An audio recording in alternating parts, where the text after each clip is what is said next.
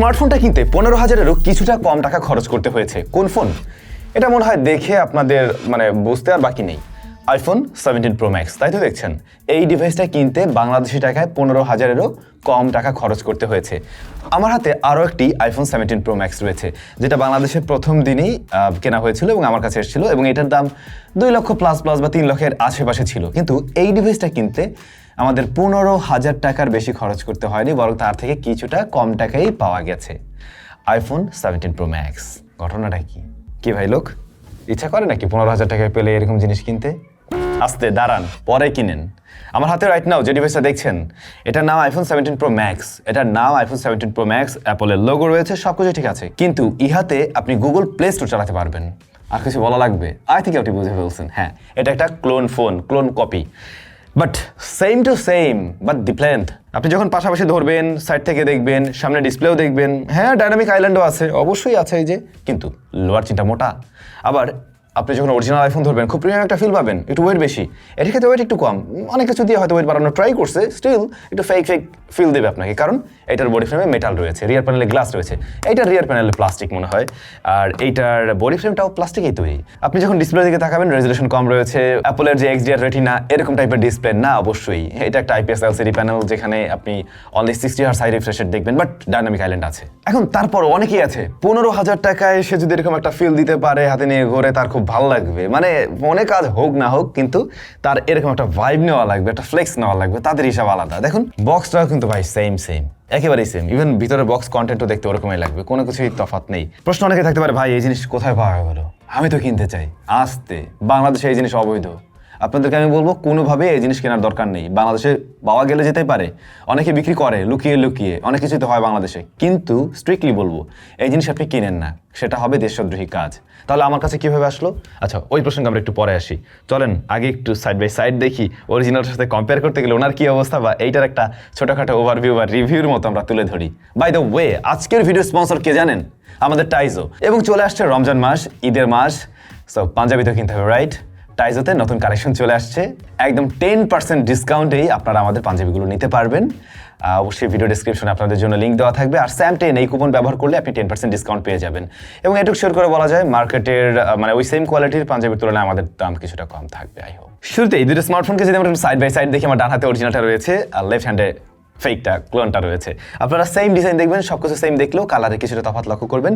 মূলত অরিজিনালটা কালারটা আরও বেশি ভাইব্রেন্ট, আর একটু বোল্ড লাগে, একটু ডিপ লাগে, এটা একটু লাইট কম মনে হয় আর কি। বাটনগুলোতে চাপ দিলে ওই লেভেলে ট্যাকটাইল ফিল দেয় না, যেটা অরিজিনালটা ফিল দিতে পারে। বাট হ্যাঁ, এখানে ক্যামেরা বাটন রয়েছে, এমনকি এই ক্যামেরা বাটন কাজ করছে, এটা দিয়ে আপনি ক্যামেরা অন করতে পারবেন, প্লাস আপনি যখন স্লাইডিং করবেন তখন কিন্তু জুম ইন আউট হচ্ছে, কিন্তু অ্যানিমেশন অতটা ভালো না, যেটা দেখলে ফেকই মনে হয়। আচ্ছা, আপনারা বললে আমরা এই স্মার্টফোনটা খুলেও দেখাতে পারি ভিতরের কি অবয়ব রয়েছে, কমেন্ট করে জানাবেন তো সেরকম কোনো ভিডিও চান কিনা, তাহলে আমরা সেরকম কিছু ট্রাই করবো।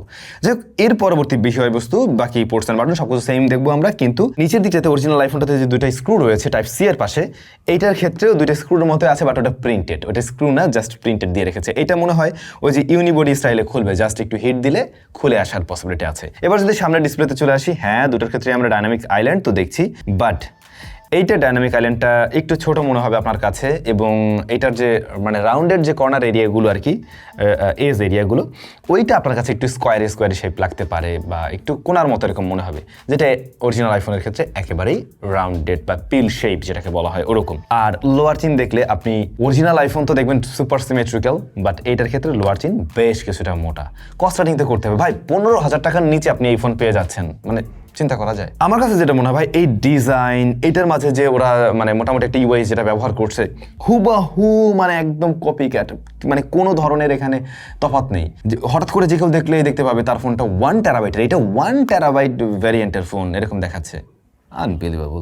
iOS 26 পয়েন্ট সামথিং এটাতে রান করতেছে, বাট প্লে স্টোর আছে। এখন ডিসপ্লে সাইজ মোটামুটি রেগুলার আইফোনের মতোই, জাস্ট বেজেলের কারণে একটু কমে যাবে। এটার রেজুলেশন হচ্ছে 1560x720 পিক্সেলস। সো বুঝতেই পারছেন রেজুলেশনের ঘাটতি আছে, যখন আপনি কাছ থেকে দেখবেন রেজুলেশনের কমতি মনে হবে। হ্যাঁ, কালার ডেপথ ওই লেভেলের নেই, কালারফুল না, ডিসপ্লেটা একটু কম কন্ট্রাস্টি মনে হয়, ব্রাইটনেসও কম আছে, টাচ রেসপন্স ওই লেভেলের রেসপন্সিভ না। দ্বিতীয়ত এই যুগের ফোনের সাথে মানানসই না, কারণ এটা রেগুলার 60 Hz রিফ্রেশ রেটের, সো আপনাকে ওই স্মুথনেসটা দিবে না। বাট স্টিল আপনি যখন হঠাৎ করে লোকালয়ে বসে এরকম পাবলিক প্লেসে বসে বের করবেন, বিশ্বাস করেন এটা ধরতে পারবে না। মানে এক দেখাই তার কাছে মনে হবে এটা অরিজিনাল আইফোন। একটা যদি কভার থাকে এটার উপরে কোনোভাবেই ধরা সম্ভব না। আর যদি ডিসপ্লেটা আপনার দিকে থাকে তার উপরে যদি একটা প্রাইভেসি গ্লাস ব্যবহার করেন রে ভাই, তাহলে তো ওইসেই এই ফোন কেউ ধরতে পারবে না যেটা অরিজিনাল নাকি কপি। ফ্লেক্স মারার জন্য ওকে, কিন্তু এই ডিসপ্লেতে কোনো কিছুতেই মজা পাবেন না। হ্যাঁ, ইউটিউবে 1080p ভিডিও চলছে, আমি প্লে করে দেখেছি, মোটামুটি স্মুথ রেজাল্ট ওখানে দেয়, চলে। এটা রান করছি কিসে জানেন? অ্যান্ড্রয়েড 8.1 ওরিওতে। তো বুঝতে পারছেন এটা কোন জায়গার জিনিস দিয়ে রাখছে। এই যে কস্ট কাটিংয়ের জায়গা, ওই অ্যান্ড্রয়েড কিনতে ওদের মানে টাকা পয়সা ওই লেভেলে খরচ করতে হয় না, তখনই গিয়ে সে 15,000 টাকা এত কিছুর সাথে দিতে পারছে। আর এসওসি মিডিয়াটেকের 6753, যা মূলত একটা অক্টাকোর সিপিইউ এবং এটার সর্বোচ্চ ক্লক স্পিড হচ্ছে 1.5 গিগাহার্টজ। 2015 সালের চিপ এইটা, 2015 সালের শুরুর দিকে এসেছিল ফার্স্ট কোয়ার্টারে, এবং এটা 28 ন্যানোমিটার ফেব্রিকেশনে তৈরি করা একটা এসওসি। তো কোন জিনিস বুঝতেই পারছেন ভাই, এই জিনিস কেমনে চালাবেন? এই প্রসেসর কি পারবে ওকে বর্তমান যুগের সাথে মানে হ্যান্ডেল করে নিতে? এটা তো অসম্ভব, তাই না? বাট হ্যাঁ, ওটা দিয়েই এসছে এটা। DDR3 এর র্যাম, eMMC 5.1 হলো গিয়ে এর স্টোরেজ টাইপ। এখন যদি আপনি এর অ্যাবাউটে যান, মানে অ্যাবাউটে গেলে তো আপনি জাস্ট ওই অ্যাপলের মতোই সবকিছু দেখতে পাবেন। সো ফার্স্ট অফ অল আপনি গিয়ে দেখবেন iOS 26.0 রান করছে, 1TB ভ্যারিয়েন্ট রয়েছে। লিটারালি সবকিছু আপনার অ্যাপলের সাথে মিলে যাবে, কোনো জায়গায় তফাৎ লক্ষ্য করবেন। এমনকি এটাতে অ্যাপ স্টোর রয়েছে, বাট অ্যাপ স্টোরে গেলে কোনো কিছু কাজ করে না, জাস্ট হুদাই একটা খোসার মতো। বাট হ্যাঁ, এখানে আপনারা গুগল প্লে স্টোর তো পাবেন, গুগল প্লে স্টোর আছে, গুগল প্লে স্টোর থেকে আপনার প্রয়োজনীয় অ্যাপগুলো ডাউনলোড করে নিতে পারবেন। না, আমরা আন্তত স্কোর দেখতে পারিনি। হ্যাঁ, ওই অ্যাপ তো আমরা ডাউনলোড করতে পারছি, কিন্তু ওটা রান করা যাচ্ছিল না, রান হওয়ারও কথা না ভাই এই ফোনে। তো আপনারা বুঝতেই পারছেন এর পারফরমেন্সের জায়গাটা কি। এখন আমি যে বারবার বলি যে এই ফোন আসলে না কেনা উচিত, যদি জাস্ট খোসার জন্য হয়, মানে ওই খোসা হিসেবে ঠিক আছে, কিন্তু সত্যি বলতে ভিতরে ওইভাবে কাজ করে কোনো মজা পাবে না, খুবই খুবই স্লো সবকিছুতে। আপনার জাস্ট ফোন কল রিসিভ করা এই ধরনের কাজের জন্য ওকে আছে, এর বেশি চিন্তা করা ঠিক হবে না। হয়তো বা ভিডিও টিডিও দেখলে দেখা যেতে পারে, কিন্তু তারপরেও একটু ডিলে ওই ব্যাপারটা আপনারা ফেস করবেন ওভারঅল সবসময়। এবার যদি ক্যামেরাতে আসি, রিয়ারে তিনটা ক্যামেরা দেখা গেলেও মূলত উপরের এই ক্যামেরাটাই মেইন, বাকি দুইটা হচ্ছে গিয়ে ফেক, যেটা ভালো করে লক্ষ্য করলে বোঝা যাবে। আদারওয়াইজ অনেকের কাছে মনে হতে পারে ওয়াও বিশাল বড় বড় সেন্সর। আর ফ্রন্ট ফেসিং ক্যামেরায় রয়েছে একটা শুটার। এখন আমরা থার্ড পার্টি অ্যাপ থেকে দেখলাম রিয়ারের এইটা 48, সামনেরটা 12। যদি সেরকম হয় সেটা খুব একটা খারাপ না, মানে ব্যাপারটা মেগাপিক্সেল ওয়াইজ, কিন্তু ছবি তো দেখলেনই ভাই, যে ছবি দেয় পুরা তৈলচিত্র, মনে হয় একদম তৈলচিত্র দেয়। সো এর থেকে বেটার কিছু আশা করিয়েন না। এখন ক্যামেরাতে গেলে পরে তো অ্যাপলের সাথে মিল রাখতে হবে না, এটাতে তো আলট্রাওয়াইড নাই, তারপর আলট্রাওয়াইডের একটা অপশন রাখছে, মানে কোন লেভেলের বাটপারি বলে এটারে। এখানে 0.5x রয়েছে। হ্যাঁ, তো আপনি নর্মাল মোডে যখন 1xই তো রান করবে মেইন ক্যামেরা, এরপর আপনি যদি 0.5x দেন কিছুটা এটাই হয়, ওই যে ওয়াইড হয়। হ্যাঁ, তো আমি যেটা বুঝি এটাই হচ্ছে কি ওর মেইন ফোকাল লেন্থ, বাট ও 1x এ একটু জুম করে প্রেজেন্ট করে জাস্ট আমাদেরকে একটা ধোকা দেওয়ার জন্য, কারণ ক্যামেরাই একটাই রান হয়, ক্যামেরা কোনো ধরনের সুইচ করে না, আমি সেটা চেক করে দেখেছি। ফ্রন্ট ফেসিং ক্যামেরা আবার যদি কেউ আশা করে থাকেন ভাই সেন্টার স্টেজ আছে কিনা, দইরা মায়ের দেবে ভাই, মায়ের দেবে এই কোম্পানি। 15,000 টাকায় তোরা ফোন কিনতেছিস আবার সেন্টার স্টেজ।